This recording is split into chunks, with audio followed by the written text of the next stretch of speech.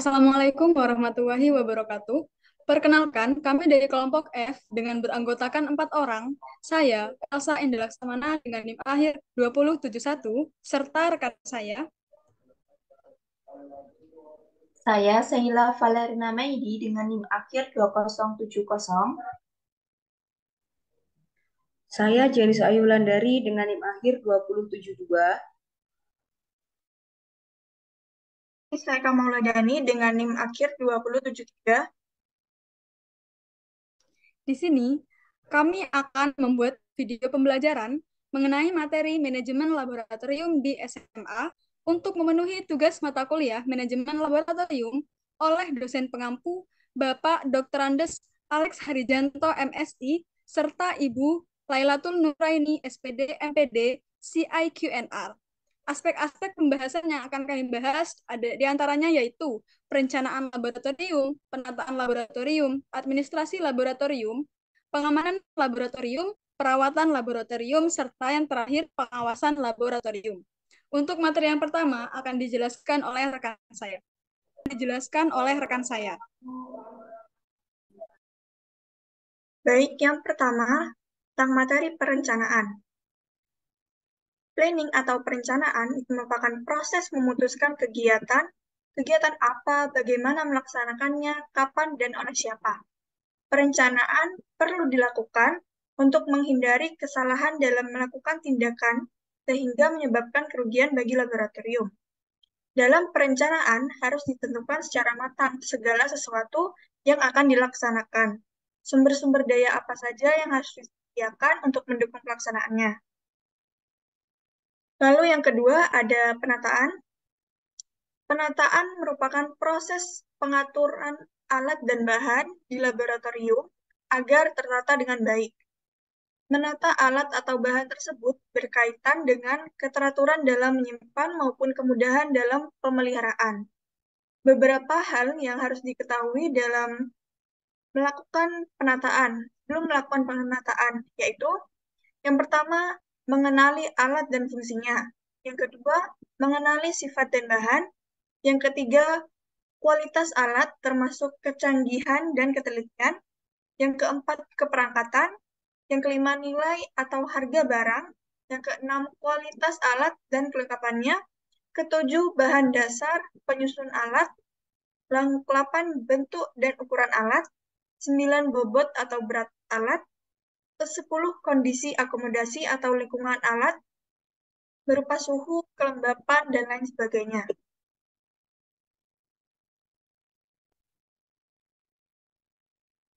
Penyimpanan alat sebaiknya memperhatikan hal-hal bagi berikut. Yang pertama, alat-alat yang sering digunakan.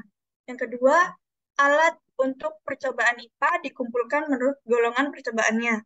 Yang ketiga, alat-alat yang digunakan untuk beberapa jenis percobaan disimpan tersendiri di tempat khusus. Lalu yang kedua, penyimpanan bahan biasanya diletakkan berdasarkan yang pertama bahan yang sering dipakai. Yang kedua, bahan-bahan yang boleh diambil sendiri seperti larutan encer dari beberapa garam, asam, dan basa. Yang ketiga, bahan yang jarang dipakai. Keempat, bahan-bahan yang beracun.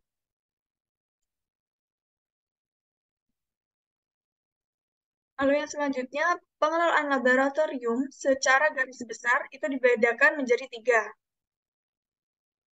Yang pertama, memelihara kelancaran penggunaan laboratorium. Untuk keperluan ini, perlu penjadwalan penggunaan laboratorium. Selain itu, perlu adanya tata tertib penggunaan laboratorium untuk menghindari hal-hal yang tidak diinginkan. Lalu yang kedua, peningkatan daya guna laboratorium. Untuk meningkatkan penggunaan laboratorium, maka setiap periode perlu dilakukan evaluasi kegiatan yang telah dilakukan, dan di mana hasil evaluasi selanjutnya dijadikan dasar untuk perencanaan kegiatan berikutnya.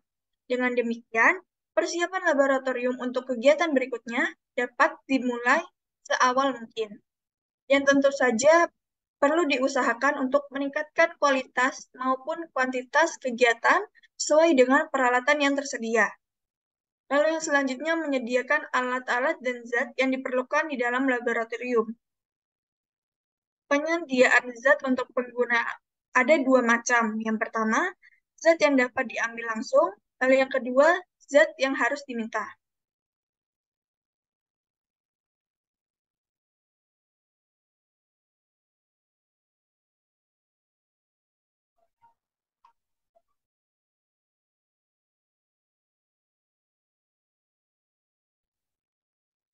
Baik, materi yang selanjutnya yaitu administrasi laboratorium. Untuk yang pertama, next, pengadministrasian, di mana pengadministrasian laboratorium ini merupakan suatu proses pencatatan atau inventarisasi fasilitas serta aktivitas yang ada dalam laboratorium, di mana pengadministrasian ini dapat menciptakan kegiatan laboratorium yang lebih terorganisir secara sistematis. Administrasi laboratorium ini sendiri bertujuan untuk mendokumentasikan kegiatan, alat, serta bahan yang ada dalam laboratorium. Pengadministrasian ini akan sangat baik dalam membantu untuk membuat rencana pengadaan alat dan bahan, mengendalikan efisiensi penggunaan anggaran, memperlancar pelaksanaan kegiatan, menyajikan laporan yang objektif, mempermudah pengawasan, serta melindungi kekayaan dalam laboratorium. Next.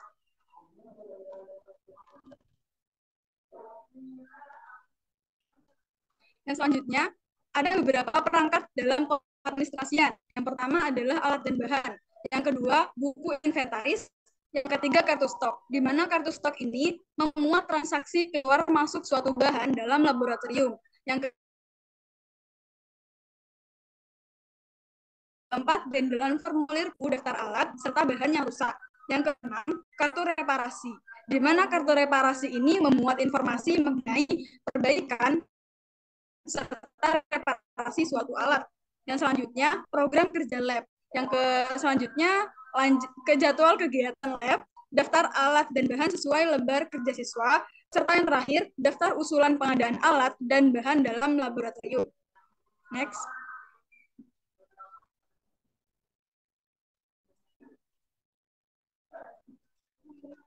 Di sini, pengadministrasian laboratorium berhubungan dengan inventarisasi, di mana pelaksanaan dalam inventarisasi ini mengikuti Peraturan Menteri Pendidikan dan Kebudayaan Republik Indonesia Nomor 67 Tahun 2015 tentang inventarisasi dan pelaporan barang milik negara di lingkungan Kementerian Pendidikan dan Kebudayaan, di mana hal-hal umum yang perlu diperhatikan pada inventarisasi ini mencakup ada 7 hal. Yang pertama, penulisan secara alfabetis, kode alat dan bahan, nama alat dan bahan, spesifikasi alat dan bahan, seperti merek, tipe, dan pabrik pembuatan alat, sumber pemberian alat dan tahun pengadaannya, jumlah dan kualitas, serta yang terakhir tentang kondisi alat, baik alat itu termasuk baik atau rusak. Selanjutnya,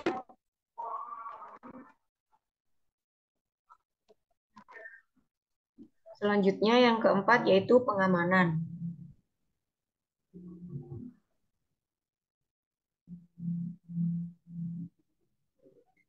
Pengamanan sendiri merupakan salah satu aspek yang penting dalam manajemen laboratorium.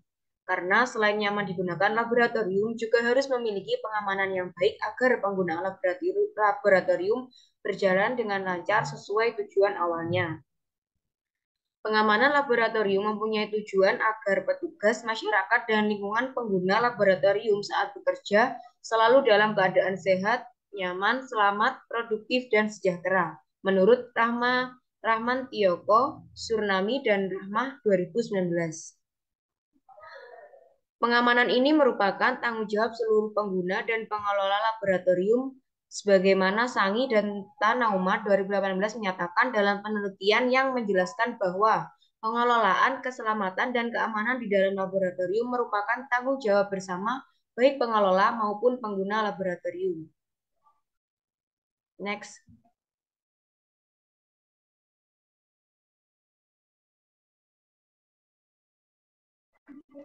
Selanjutnya adalah perawatan laboratorium. Next. Yang pertama, ada pengertian perawatan. Perawatan di sini adalah kegiatan yang dilakukan untuk meningkatkan, mempertahankan, dan mengembalikan peralatan dalam kondisi yang baik dan siap pakai. Dalam kaitannya dengan perawatan-perawatan laboratorium ini dimaksud sebagai usaha preventif atau pencegahan agar peralatan tidak rusak atau tetap terjaga dalam kondisi yang baik dan siap beroperasi. Di samping itu, perawatan juga dimaksudkan sebagai upaya untuk menyetel atau memperbaiki kembali peralatan laboratorium yang sudah terlanjur rusak dan kurang layak untuk digunakan, agar nantinya siap digunakan untuk kegiatan praktikum selanjutnya. Next.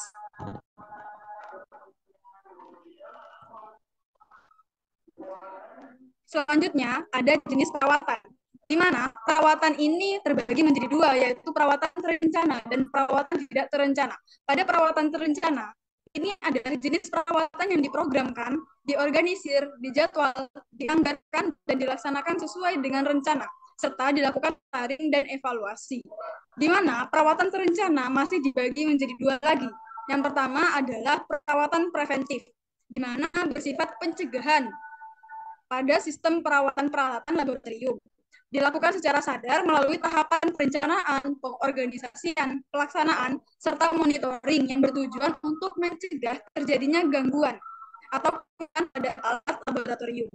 Yang selanjutnya ada perawatan korektif, di mana perawatan korektif ini bersifat koreksi pada sistem perawatan lab yang dilakukan secara sadar melalui tahapan perencanaan, pengorganisasian, pelaksanaan, serta monitoring dengan tujuan untuk mengembalikan peralatan lab pada kondisi standar sehingga dapat berfungsi secara normal.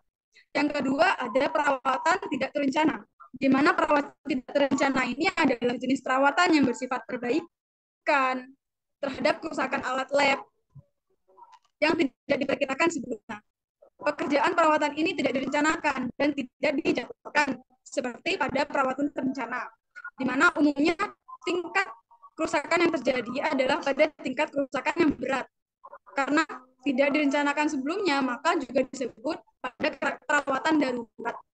Next. Selanjutnya ada tujuan perawatan lab. Dilakukannya perawatan pada laboratorium memiliki tujuan sebagai berikut. Yang pertama, agar peralatan lab selalu dalam kondisi yang prima dan siap pakai secara optimal. Yang kedua, memperpanjang umur pemakaian. Yang ketiga, menjamin kelancaran kegiatan pembelajaran. Yang keempat, menjamin keamanan dan kenyamanan bagi para pemakai. Yang keempat, menjamin keamanan bagi para pemakai. Selanjutnya, mengetahui kerusakan secara dini atau gejala kerusakan, menghindari terjadinya kerusakan secara mendadak, dan yang terakhir adalah menghindari terjadinya kerusakan yang fatal. Dan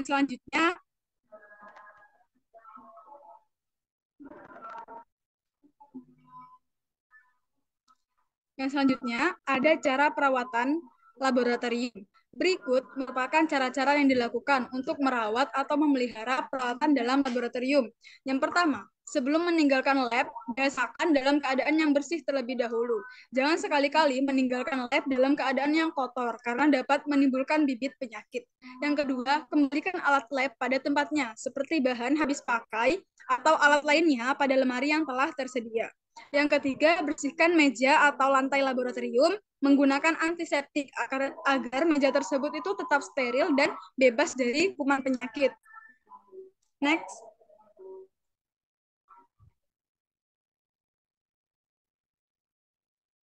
Yang keempat, cuci alat-alat yang kotor atau bernoda dan pastikan alat itu disimpan dalam keadaan yang telah kering dan bersih.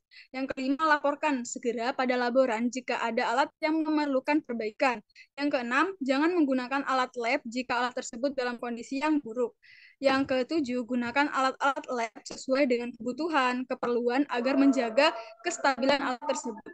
Dan yang terakhir yaitu mematikan semua alat lab yang terhubung dengan arus listrik jika alat tersebut tidak digunakan kembali.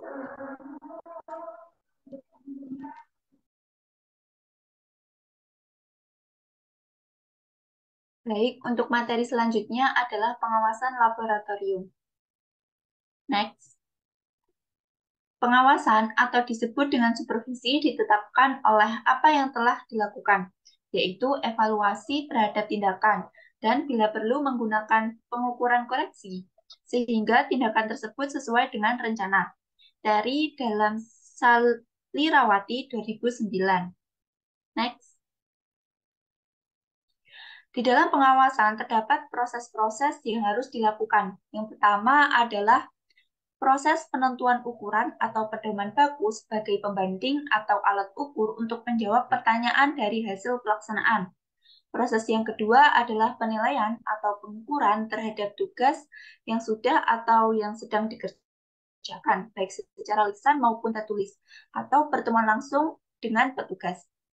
Dan yang ketiga adalah perbandingan antara pelaksanaan pekerjaan dengan ukuran pedoman yang telah ditetapkan untuk mengetahui penyimpangan atau perbedaan yang terjadi dan perlu tidaknya perbaikan. Dan proses yang keempat adalah perbaikan terhadap penyimpangan yang terjadi agar pekerjaan sesuai dengan apa yang direncanakan. Next.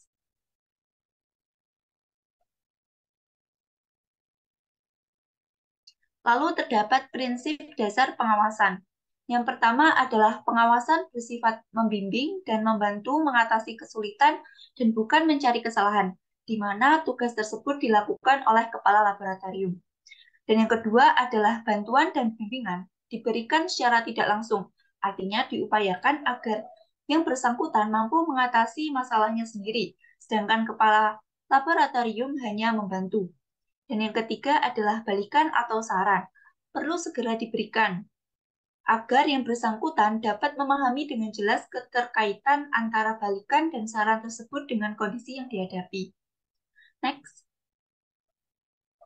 Selanjutnya yang keempat adalah pengawasan dilakukan secara periodik atau berkala, artinya tidak menunggu sampai terjadi hambatan. Apabila tidak ada hambatan, kehadiran kepala laboratorium akan dapat menumbuhkan dukungan moral bagi guru yang sedang mengerjakan tugas. Lalu, prinsip dasar yang kelima adalah pengawasan dilaksanakan dalam suasana kemitraan agar petugas laboratorium dengan mudah dan tanpa takut menyampaikan hambatan yang dihadapi, sehingga dapat segera dicari jalan keluarnya. Suasana kemitraan juga akan menumbuhkan hubungan kerja yang harmonis, sehingga tercipta tim kerja yang kompak.